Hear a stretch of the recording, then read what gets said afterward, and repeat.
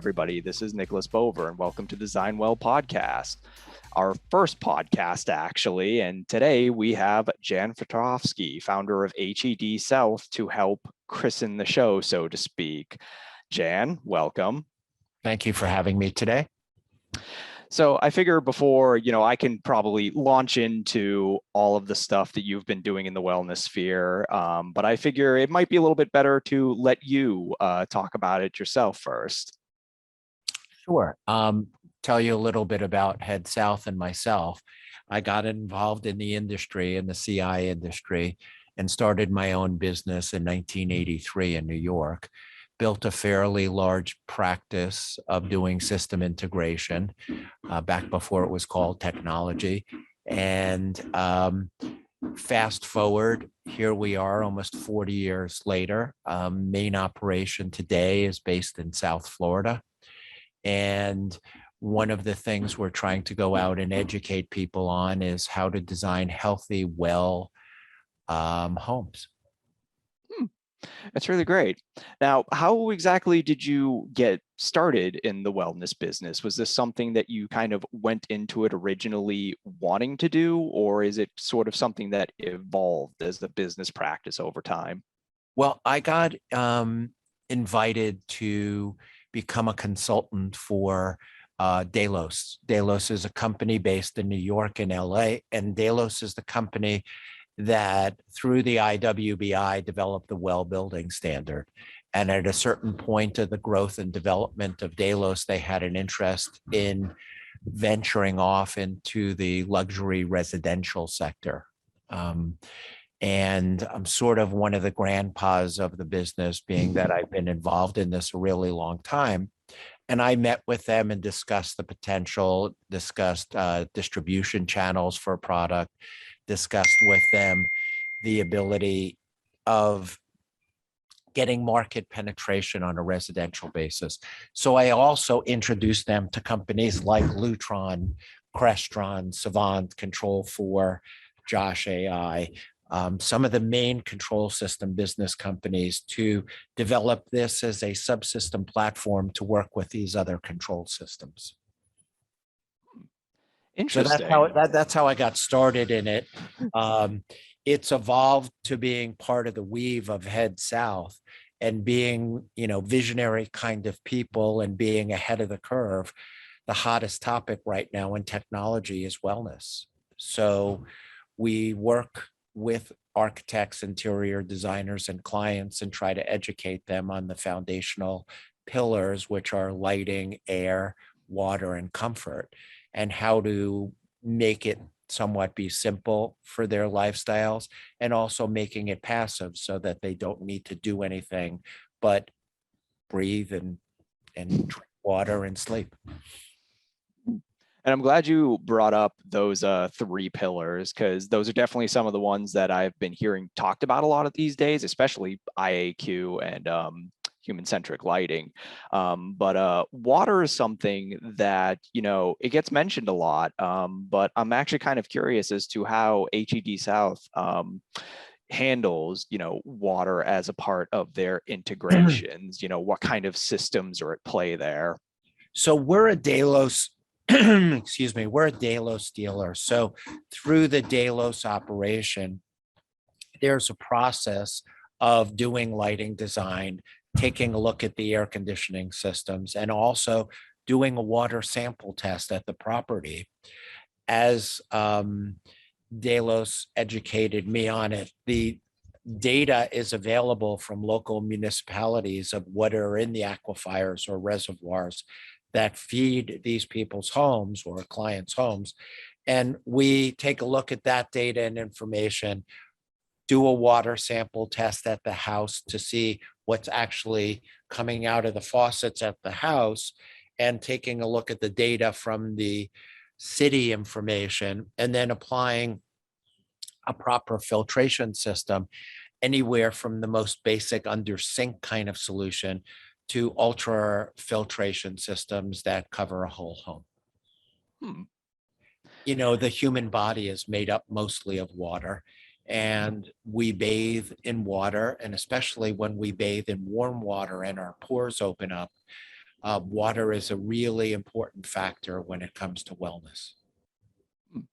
I've actually heard talks about that. There was a recent article that I read regarding, I think it was from MIT, a bunch of their lab out there actually came up with a new way potentially to screen lead from water, a lot better than a reverse osmosis system currently. You got And to like, be, yeah, you got to be careful with mm, what the proper solution is, because minerals that come in the water or get put into our water systems, it's critical that we get these minerals through drinking the water and not strip it so much that it gets rid of that kind of stuff that's in the water. mm, yeah. I'm actually kind of curious. Have you guys ever dealt with an installation that is akin to, say, kind of like a water infusion almost, going with what you were talking about with the minerals? Because I know that in some celebrity households, they've had, Vitamin. magnesium and, yeah, vitamin infused water, Right. basically. I haven't been involved in any of that, but it is a hot topic, very much like air is a hot topic. Um, when you get an educated consumer or a consumer that's open-minded enough to want to better the quality of their lives and their families' lives within their household, these are very, very basic things that don't really have to cost a lot of money to implement to make the quality of life better. So there's water filtration excuse me, there's water filtration solutions at all different price points. And one thing that we should make everybody aware is that wellness is not something that's just for wealthy people. Um, Mhm. Especially wellness technology. So, in working with Delos, there are systems now that are available all over the spectrum, from even government assisted housing to, the Uber luxury kind of stuff. So there's solutions at all different price points. It's just what is appropriate for the space. So I'm actually glad that you brought up those three pillars earlier, because I was actually I wanted to talk a little bit about, what do designers need to know when it comes to incorporating these wellness solutions into the design of a house or any building, really. Well, we generally try to educate the designers or the construction group or interiors or homeowners on these different topics. There are certain aspects for new construction, there are certain aspects for refit construction, but we basically touch on the different pillars of wellness. So we start with air, and we discuss wanting to have the appropriate room to have this air washing kind of system that would get plumbed into the air conditioning system. So, what are the dimensions of the air handler closet if we're going to duct it into the whole house system? And if it's not done that way and it's done with a local air washing box in a room, we discuss the aesthetics of what it's going to look like in a room and make sure that the design team is down with that. When it comes to the water portion of it, we take a look again at site conditions. If it's a home, we um, talk about where the filtration tanks would go. Where does the water come into the house? And then we also discuss what level of filtration, how far we're going to take the filtration system, and the determination of what that product is a dollar-based thing. And it's also a thing that's based upon when we do a water test for the property, what's in the water, what needs to be removed from the water, and how do we make it best in class. When it comes to lighting, we talk and educate people about circadian rhythm lighting, or people refer to it as human centric lighting, which is lighting that matches the color temperature of the light outside. When you're inside a space, your circadian rhythm or your awake sleep cycle is affected by color temperature of light. So we educate the consumer on this. We educate the consumer that we want to make sure, especially in the evening, that we remove the blue light color temperature or frequencies of light so that the brain produces melatonin so that you sleep. And sleep is a very important thing today when it comes to health and well-being. Hmm. Yeah. Well, very enlightening. We are kind of coming close to the end of our time together. So there is one question that I wanted to ask, and that is, we've been talking a lot about these different applications and how they kind of almost intersect between designer and integrator. So from your own personal experience, I figured I'd ask, how does a designer find an integrator that is interested in wellness and can do wellness, and vice versa in a way? How would an integrator be able to find a designer that's deep into the wellness category? I think it's really important today that the integration channel be the education tool for the consumers, and whether it's the builder, the interior designer, the architect, or the homeowner.